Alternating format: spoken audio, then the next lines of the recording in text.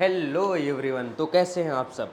I think बेहतर होंगे और अपनी पढ़ाई बहुत अच्छी तरीके से मेरे साथ एंजॉय कर रहे होंगे, है कि नहीं?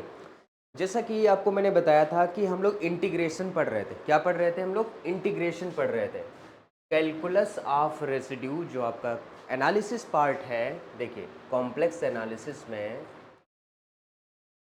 है ना, कॉम्प्लेक्स एनालिसिस में जो आपका ये चैप्टर चल रहा था कैलकुलस ऑफ रेसिड्यू,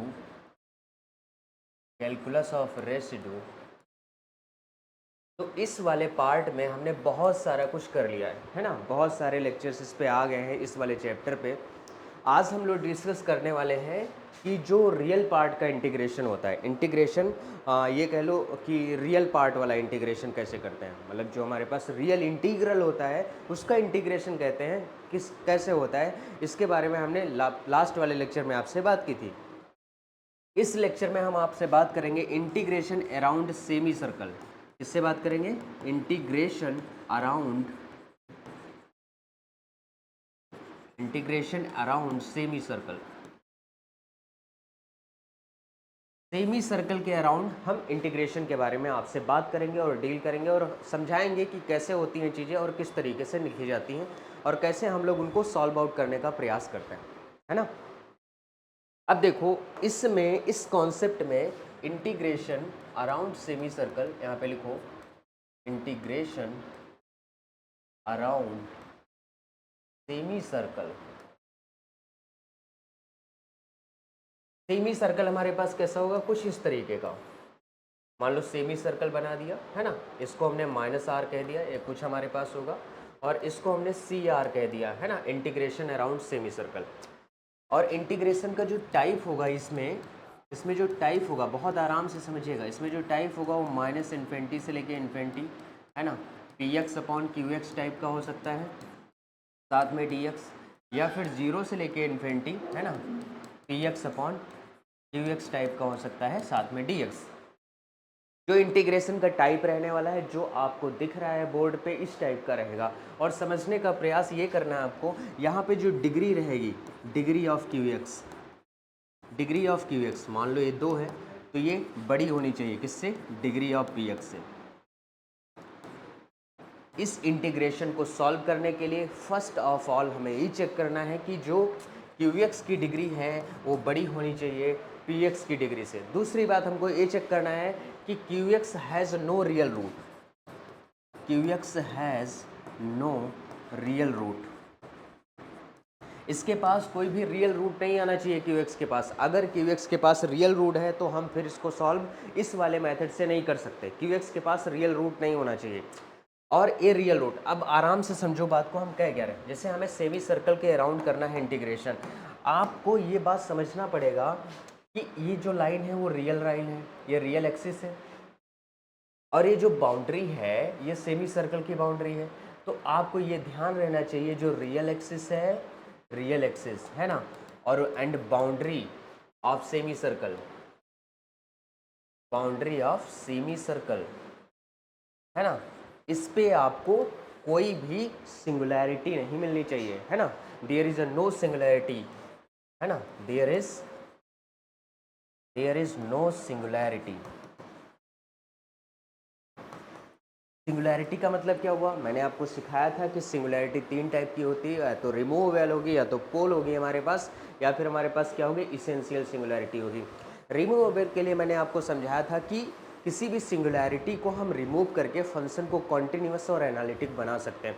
पोल के लिए मैंने आपको बताया था कि अगर किसी पॉइंट पे हम कह रहे हैं z बराबर a या z बराबर z0, हमारे पास पोल आता है, तो उस पोल पे जैसे ही वो z0 पॉइंट वहाँ पे रखोगे तो इन्फिनिटी जाएगा, यानी फंक्शन हमारा अनबाउंडेड हो जाएगा। इसेंशियल सिंगुलैरिटी के लिए हमने बताया था कि लिमिट एग्जिस्ट नहीं करती। ये 2 बातें मैंने आपको समझाई थी on the basis of Laurent series. Laurent series के बेसिस पे बताया था कि आप एक्सपेंशन कर दो। जैसे मान लो कोई भी लॉरेंट से लिखा, उसका एक्सपेंशन कर दिया, और उसके एक्सपेंशन में अगर कोई भी नेगेटिव पावर टर्म प्रेजेंट नहीं होता है, अगर नेगेटिव पावर टर्म प्रेजेंट नहीं होता है तो हम कहते हैं वो रिमूवेबल है।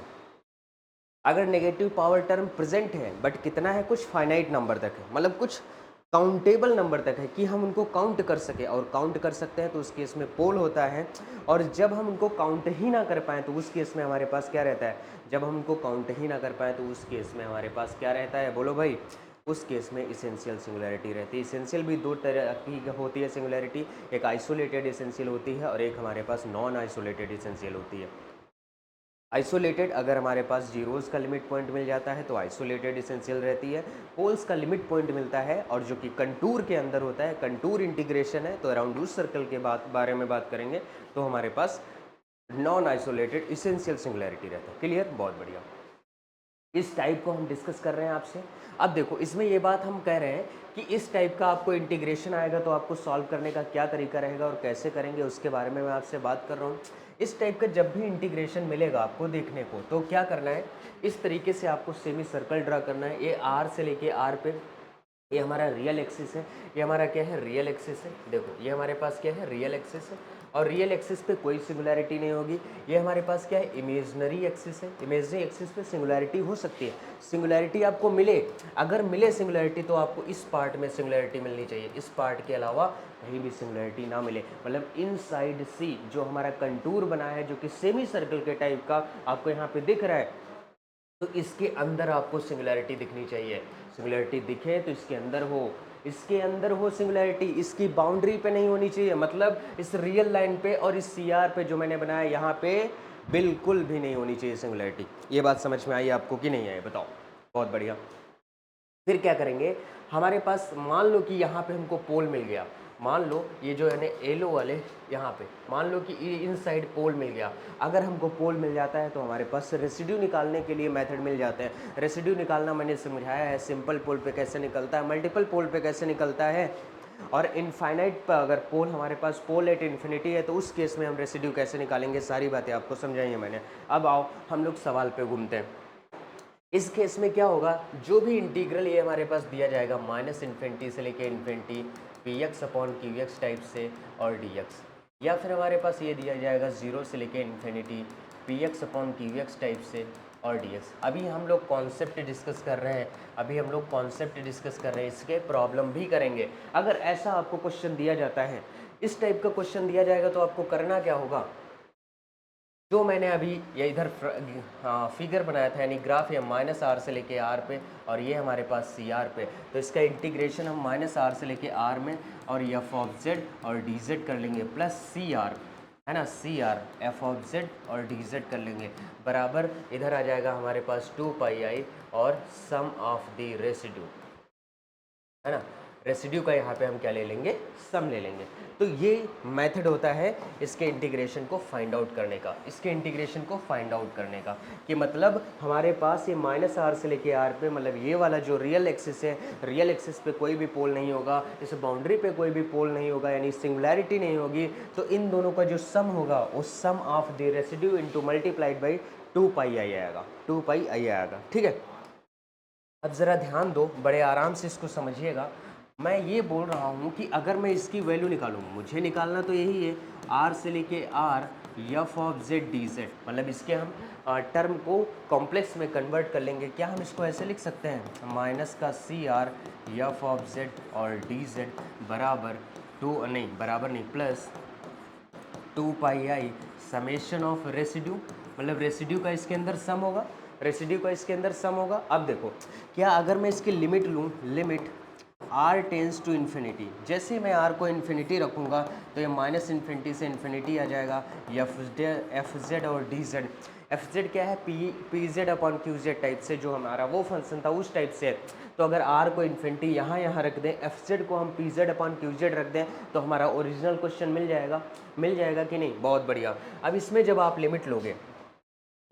लिमिट लोगे, माइनस का limit r tends to infinity, ये हो जाएगा सी आर और एफ ऑफ जेड और डी जेड, बड़े आराम से समझना।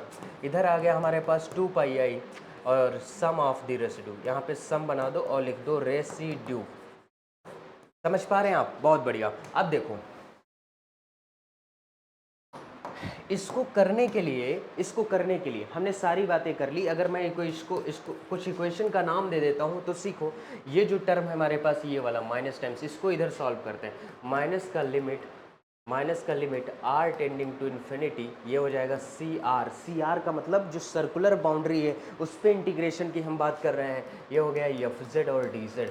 देखो लेट कर लेते हैं इसमें z बराबर, क्योंकि बाउंड्री है, boundary circumference in complex number r e की पावर i थीटा रहता है, तो डी जेड बराबर हमारे पास आ जाएगा r e की पावर i थीटा इंटू आई, और साथ में आ जाएगा d थीटा। और इसमें जब आप मान रखोगे limit r tending to infinity, ये हो गया सी आर। ये है मेथड, ये मैं डिस्कस आपसे कर रहा हूँ मेथड की, क्वेश्चन को सॉल्व करना कैसे वो वाली बात बता रहा हूँ। और फिर यहाँ पे एफ ऑफ जेड का मान रखोगे आर ई की पावर आई थीटा, डी जेड का मान रखोगे आर ई की पावर आई थीटा, और साथ में आई और डी थीटा। आर को जैसे हम इन्फिनिटी की तरफ ले जाएंगे तो ये अप्रोच करेगा जीरो की तरफ, I R going to infinity.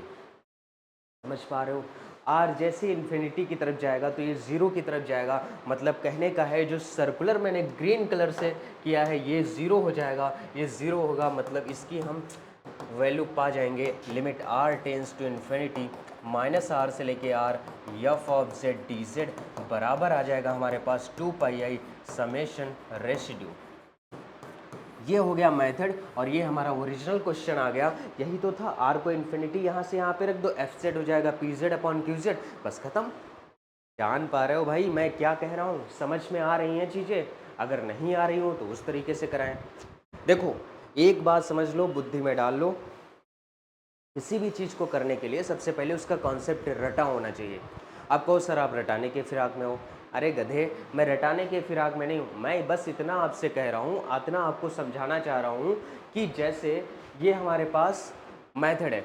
अब मेथड के अंदर आना चाहिए कि हमको ये पता होना चाहिए, पहले से हमको ये पता होना चाहिए जब भी हम इस टाइप के इंटीग्रेशन की बात करेंगे, इस टाइप का हो या फिर इस टाइप के इंटीग्रेशन की हम बात कर रहे होंगे, तो हमको ये हमें जाना है सेमी सर्कल पे, ये माइनस आर से लेके आर पे जाता है और ये सी आर पे जाता है। ये बात हमको पता होनी चाहिए कि इस वाली लाइन पे कोई सिंगुलैरिटी ना हो, इस बाउंड्री पे कोई सिंगुलैरिटी ना हो, अगर मिले तो मिले इसके अंदर सिंगुलैरिटी मिले। दूसरी बात, जो भी फंक्शन मान लो हमारा P x upon Q x type का रहेगा, इसकी जो डिग्री हो उसकी डिग्री से ऊपर वाली की डिग्री से ज़्यादा हो, और ज़्यादा कितनी, कम से कम इसकी डिग्री 2 हो, तो 2 से इसकी अगर ज़्यादा होगी तो हमारे पास क्या होगी, मतलब इसकी 2 हो तो 2 से इसकी कम होगी तो 1 होगी या 0 होगी, इस तरीके की डिग्री हो सकती है। ठीक, अब इसके अंदर मान लो हमको कोई सिंगुलैरिटी मिलती है, इसके अंदर मान लो कि हमको कोई सिंगुलैरिटी मिलती, उस सिंगुलैरिटी पे हमें रेसिड्यू निकालना है। रेसिड्यू जैसे ही हमको मिल जाएगा, रेसिड्यू जैसे ही हमको मिल जाएगा, फिर ये जो बाउंड्री वाला हमारा इंटीग्रेशन है उसको हम जीरो कर देंगे। किस हिसाब से, जैसे उसकी बाउंड्री पे हम रख सकते हैं आर ई की पावर आई थीटा, वहाँ रखोगे, आर को जितना बढ़ाओगे जितना लार्ज करोगे वो जीरो की तरफ टेंड करेगा, बस काम खत्म हो गया इंटीग्रेशन हमारा। अब जैसे इस पर मैं एग्जाम्पल करवाता हूँ तो आपको ज़्यादा समझ में आएगा। देखो भाई मैं आपको एग्जाम्पल कराऊंगा तो मुझे लगता है आपको ज़्यादा समझ में चीज़ें आएंगी, ठीक है? हाँ बहुत बढ़िया। देखो अब करना क्या है, एग्जाम्पल देखो, क्वेश्चन है हमारे पास माइनस इन्फिनिटी से लेके इन्फिनिटी, और साथ में है x square D x upon, ये हमारे पास यक्स स्क्वायर प्लस ऑफ 1 और साथ में है यक्स स्क्वायर प्लस ऑफ 4। ये क्वेश्चन हमें करना है, सॉल्व आउट कैसे करें। ये देखो उस टाइप का है, पहले मैं आपको सिखाता हूँ, थिंक अबाउट डेट। इसका जो टाइप है क्वेश्चन का वो ऐसा है, माइनस इन्फिनिटी से लेके infinity P x upon Q x, और साथ में कैसा है डी एक्स टाइप का है कि नहीं? ऐसा क्वेश्चन आपको दिख रहा है 110%, बहुत बढ़िया। अब इस क्वेश्चन में जो क्यू एक्स है, बहुत आराम से देखना, जो क्यू एक्स है, क्यू एक्स हमारा अगर कंपेयर करोगे तो एक्स स्क्वायर प्लस 1 और एक्स स्क्वायर प्लस 4, अगर इसको मल्टीप्लाई करोगे तो यहाँ से मैं दिख रहा है डिग्री जो आएगी क्यू एक्स की वो 4 आएगी। इसकी मल्टीप्लाई करोगे एक्स स्क्वायर का एक्स स्क्वायर में 4, मैक्सिमम पावर 4 आएगी। अब बात कर लेते हैं इधर हम लगे हाथों पी एक्स की। पी एक्स हमारा क्या है, एक्स स्क्वायर है, एक्स स्क्वायर है, तो डिग्री ऑफ पी एक्स की अगर हम बात करेंगे तो हमारे पास 2 आएगी। यहाँ से हमको बहुत अच्छी तरीके से पता चला degree of Q x is greater than degree of P x. Q x की डिग्री पी एक्स की डिग्री से क्या है, बड़ी है। क्यू एक्स की डिग्री पी एक्स की डिग्री से क्या है, बड़ी है। पहली कंडीशन सेटिस्फाइड। दूसरी कंडीशन में मैंने आपको समझाया था कि जो क्यू एक्स है, Q X has no real root, no real root. अगर रियल रूट निकल के आएगा तो कहानी गड़बड़ हो जाएगी, और कहानी गड़बड़ होने नहीं देना, हमें रियल रूट देखना ही नहीं है, उसको हटाना है। देखो अगर क्यू को अगर आप देखोगे तो हमारे पास क्या है, यक्स स्क्वायर प्लस ऑफ 1, और साथ में क्या है, यक्स स्क्वायर प्लस ऑफ 4। अगर इसको आप ज़ीरो करेंगे तो यक्स की वैल्यू प्लस माइनस आई आएगी, और यहाँ से एक्स की वैल्यू प्लस माइनस 2y आएगी। आई का मतलब आयोटा, समझ पा रहे हैं ना। यहाँ पे क्यू एक्स बराबर निकला एक्स स्क्वायर प्लस 1, और एक्स स्क्वायर प्लस 4 बराबर 0 करोगे तो एक्स का मान प्लस माइनस आई, और एक्स का मान प्लस माइनस 2y आ जाएगा। ये रियल है? ये क्या तुमको रियल रूट लगते हैं? बताओ भाई, ये रियल रूट नहीं है, ये रियल रूट नहीं है। बहुत बढ़िया। अगर ये रियल रूट नहीं है तो अब हम क्या करें? अगर ये हमारे पास रियल रूट नहीं है तो हम क्या करें? अब हम कंसीडर करते हैं, जब ऐसा बन जाता है कंडीशन तो हम कंसीडर करते हैं, consider the function five Z consider कर लें।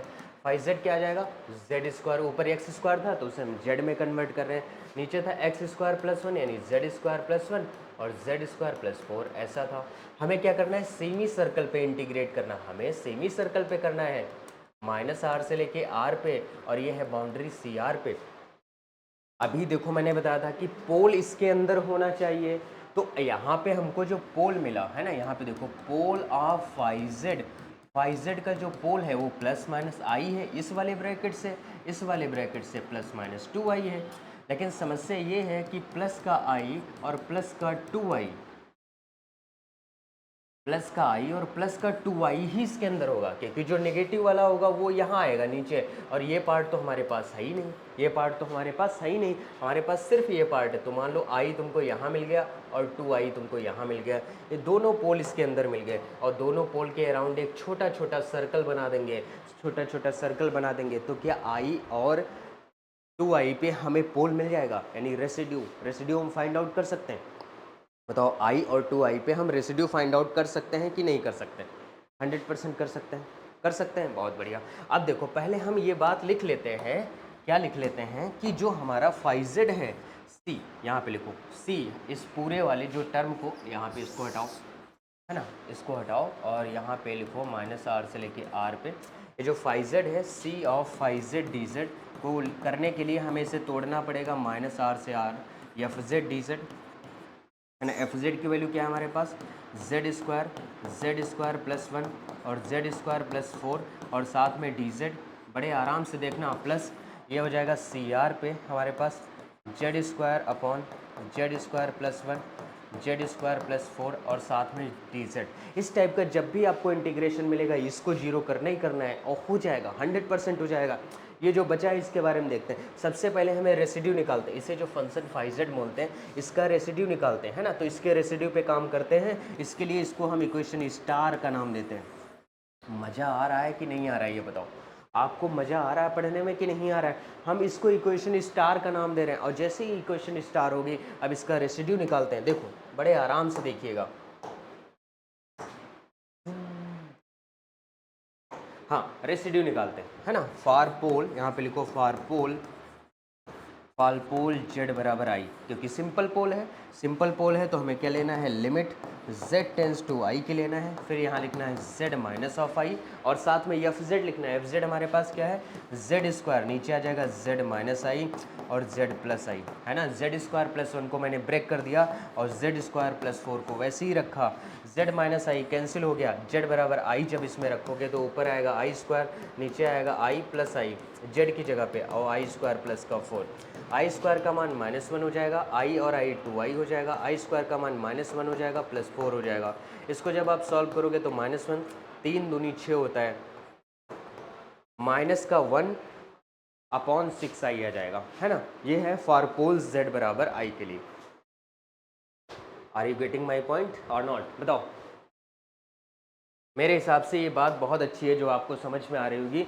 z बराबर आई के लिए, है ना, फॉर पोल z बराबर आई, ये वाला मैंने कर दिया, माइनस का 1 अपॉन 6i, माइनस का 1 अपॉन 6i, ठीक है, बहुत बढ़िया। हाँ, अब देखो फॉर पोल z बराबर, देखो फॉर पोल z बराबर 2i, इसके लिए बात करते हैं।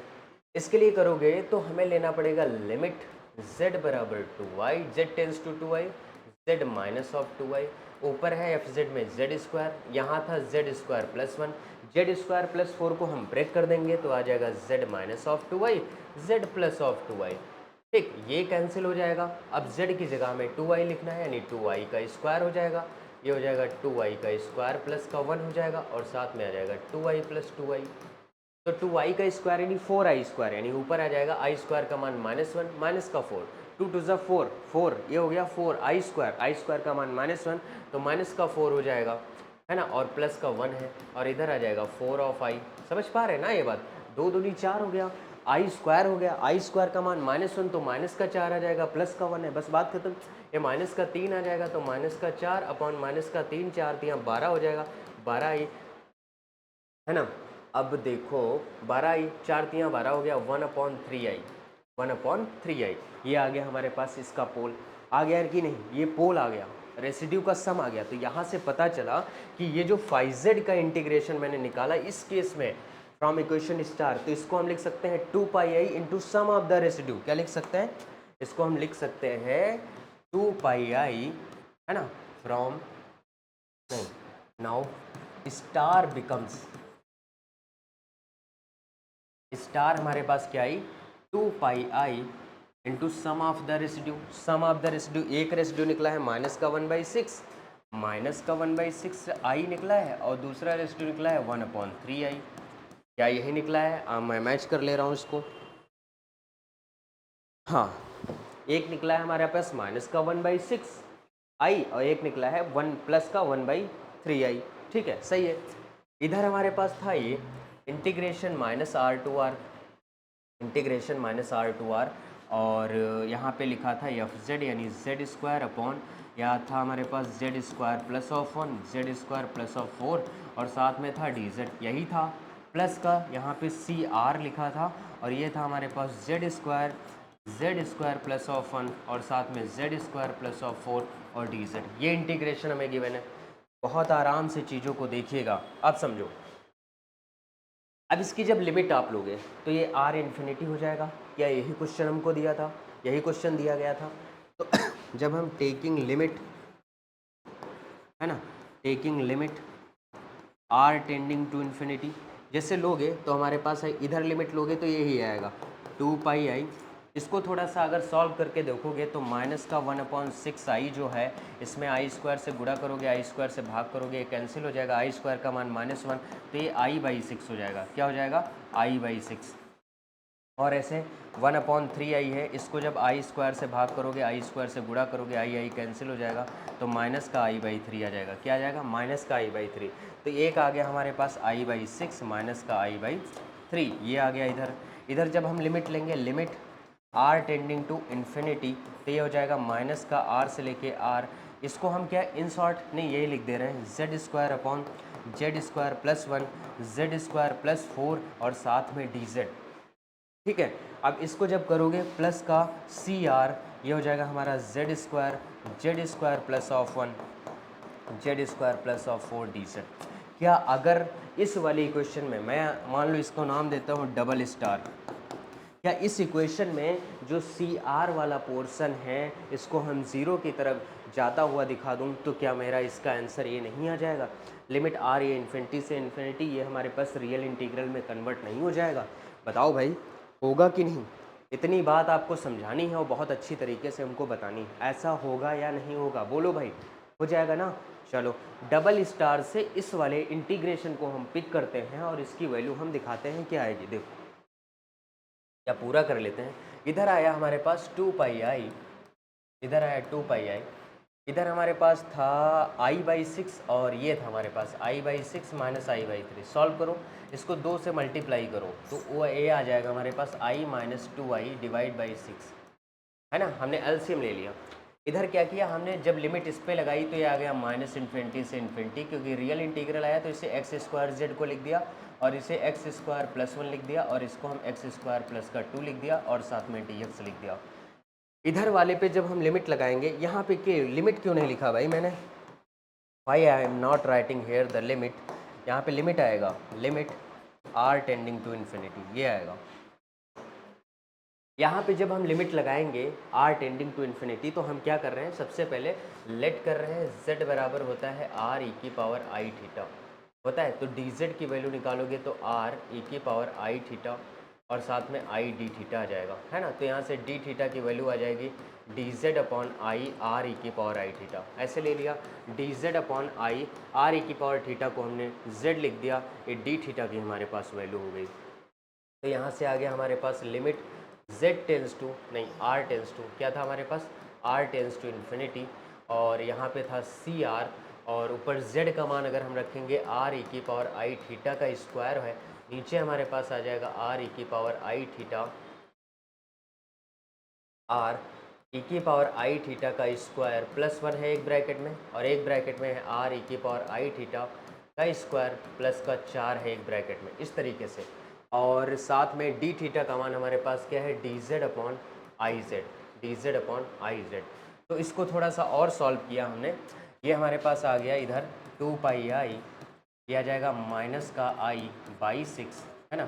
इधर सॉल्व करोगे तो माइनस का इन्फिनिटी से लेके infinity X square plus of 1 X square plus of 2, और साथ में आएगा डी एक्स प्लस ये आर स्क्वायर है। नीचे देखो आर स्क्वायर अगर हम कॉमन ले लेंगे, आर स्क्वायर अगर हम कॉमन ले लेंगे तो ये कैंसिल हो जाएगा। जेड स्क्वायर था ना, यहाँ पे जेड स्क्वायर था और इस पे भी जेड स्क्वायर था। अगर आर स्क्वायर यहाँ से कॉमन लो, ये कैंसिल कर देगा, यहाँ का आर स्क्वायर तो बचेगा।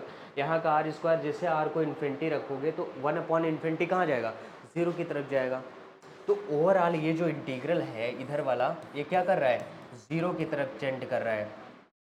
As R tending to infinity this integral goes to, ये जो हमारे पास इंटीग्रल है limit R tends to infinity integration over C R F Z D Z, ये हमारे पास कहाँ जा रहा है, 0 की तरफ जा रहा है। तो इसको हम 0 लिख देंगे, बस हमारे पास ये प्रूफ हो गया।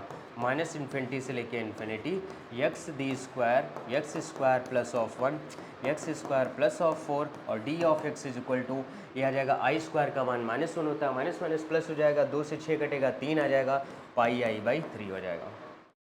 क्या आएगा, pi i by 3। This is our right answer. समझ पा रहे हैं बात को, कैसे किया मैंने। मैं फिर से एक बार आपको एक्सप्लेन करने का पूरा प्रयास करता हूँ। जब भी आपको कोई क्वेश्चन इस टाइप का दिया जाएगा, थोड़ा बुद्धि को ऑन करो और इधर समझने का प्रयास करो। जब भी आपको कोई इस टाइप का क्वेश्चन दिया जाएगा जो कि रियल इंटीग्रल होगा माइनस इन्फिनिटी से इन्फिनिटी या 0 से लेके इन्फिनिटी पे, तो हमें क्या करना है, उसे सॉल्व करना होता है। सॉल्व करेंगे हम कहाँ पे सॉल्व करेंगे, around semi circle. Semi circle पे सॉल्व करने के लिए पहला काम होता है कि जो नीचे वाला फंक्शन होता है उसका डिग्री ऊपर वाले फंक्शन की डिग्री से ज़्यादा होनी चाहिए और 2 से ज़्यादा हो। तो देखो ये हमारे पास यहाँ पे दिख गया, ये मैंने दिखाया आपको कि इसकी डिग्री 4 होगी, इसकी डिग्री 2 होगी यहाँ से। और दूसरी बात, इसके पास कोई रियल रूट नहीं होना चाहिए। हमें दिख रहा है कॉम्प्लेक्स रूट है यानी इमेजनरी रूट है, रियल है ही नहीं। तो क्योंकि x बराबर प्लस माइनस आई, x बराबर प्लस माइनस 2 आई हमारे पास निकल के आ रहा है कि नहीं, बहुत बढ़िया। अब देखो यहाँ पे एक फंक्शन हम कंसीडर करेंगे, जो दिया जाएगा वो कॉम्प्लेक्स फंक्शन के जैसा होगा, और हमें चेक करना है कि ये जो पोल्स मिल रहे हैं इस फंक्शन के लिए, फाइव जेड का हमने फंक्शन जो कंसीडर किया है, इस फंक्शन के लिए जो हमको पोल मिल रहा है, क्या वो पोल इस कंटूर यानी सी, इसको टोटल नाम दे दिया मैंने सी, इस सी के अंदर है कि नहीं। और सी के अंदर अगर है, क्या क्या है, प्लस आई है हमारे पास और यहाँ से प्लस का 2 आई है। दो टर्म ऐसे हैं जो सी के अंदर है, सी के अंदर है, तो इसका हम रेसिड्यू निकालेंगे। फाइव जेड को हम लिख सकते हैं इस लाइन पे, यहाँ पे इसका इंटीग्रल और इस बाउंड्री का इंटीग्रल, समझना बात को, इस लाइन का इंटीग्रल और इस बाउंड्री का इंटीग्रल। तो इस लाइन का इंटीग्रल माइनस आर से लेके आर पे है और इस बाउंड्री का नाम सी आर है, तो मैंने सी आर लिख दिया, इसको एक स्टार इक्वेशन नाम दे दिया। अब हम पोल निकालने, ये बहुत अच्छी बात होती है पोल निकालना z बराबर आई, क्योंकि सिंपल पोल है, बहुत आसान है निकालना, कर लेंगे आप लोग। यहाँ देखो ये भी हमारे पास सिंपल पोल है, इसको भी आप कर लेंगे। तो जो स्टार इक्वेशन होगी उसमें क्या होता था, 2 पाई आई से रेसिड्यू का सम कर देंगे, रेसिड्यू हमने यहाँ लिख के सम कर दिया। अब हम टेकिंग लिमिट, हम लिमिट ले लेंगे r टेंडिंग टू इन्फिनिटी। जब लोगे तो ये ओवरऑल रियल इंटीग्रल में कन्वर्ट हो जाएगा। इसमें हो जाएगा, ये ओवरऑल रियल इंटीग्रल में कन्वर्ट हो जाएगा और ये हमारे इस तरीके से इधर आ जाएगा।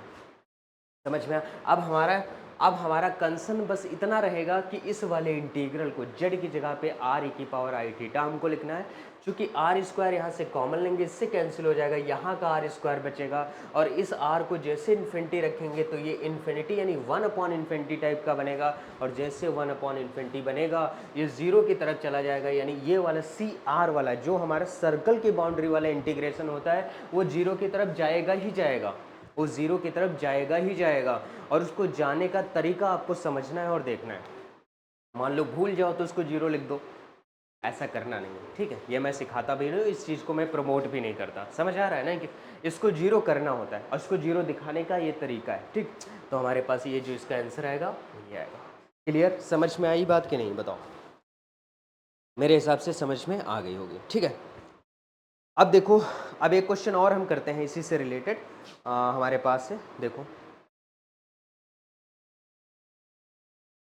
जैसे हमारे पास cos mx है, क्वेश्चन लिख लो, मैं लिखता हूँ। देखिए माइनस इन्फिनिटी से लेके इन्फिनिटी, यहाँ पे लिखो cos mx upon X square plus 1 और साथ में dx। हमें इसे सॉल्व करना है। जहाँ पे भी cos mx आपको दिखे, cos mx है ना, cos m टाइप्स कुछ दिखे, मतलब cos x दिखे तो उसे हमें e की पावर z लिखना होता है। जहाँ पे cos दिखता हुआ है, cos x को हमें रिप्लेस करना होता है e की पावर i z से।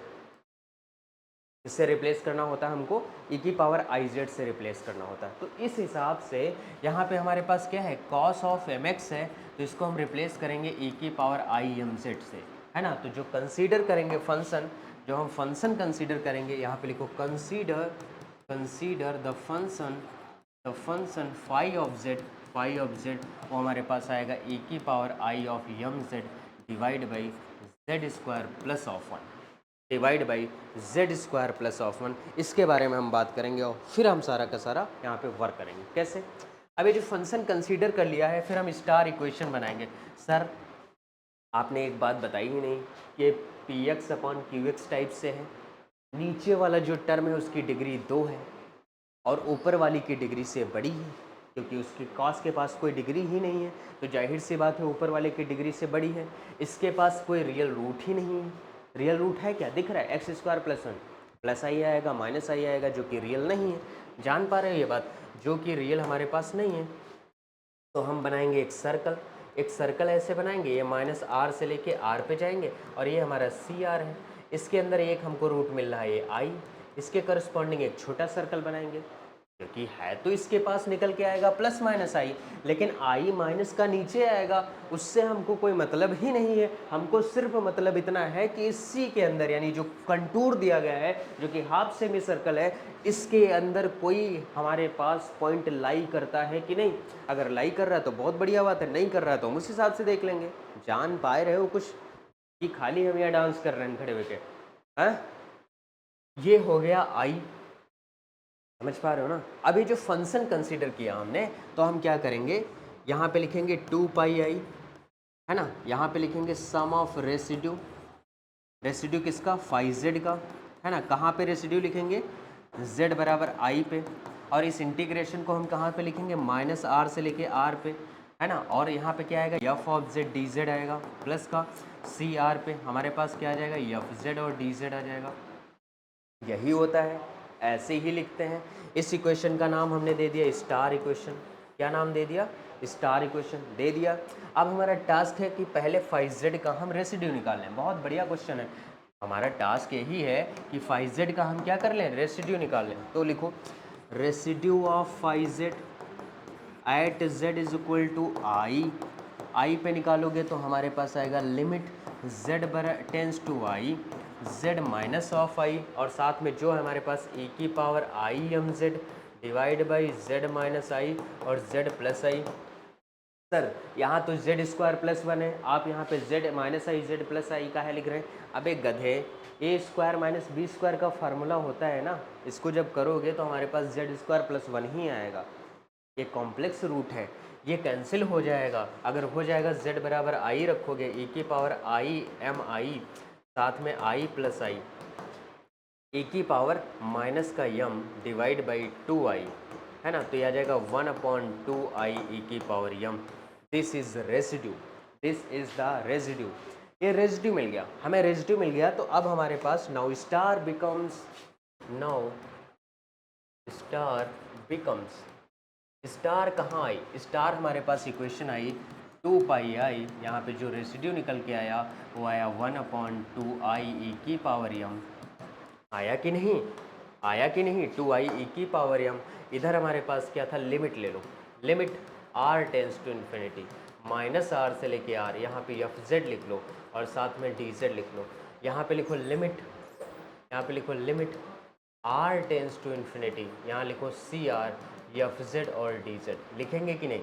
अब इसको आपको ज़ीरो करना है, कैसे करना है, लेट करना है z बराबर r e⁻i⁻θ, डी जेड बराबर r i e⁻i⁻θ D theta, यानी आप डी थीटा का मान निकालोगे तो D Z upon I Z मिलेगा जैसे पिछली बार किया।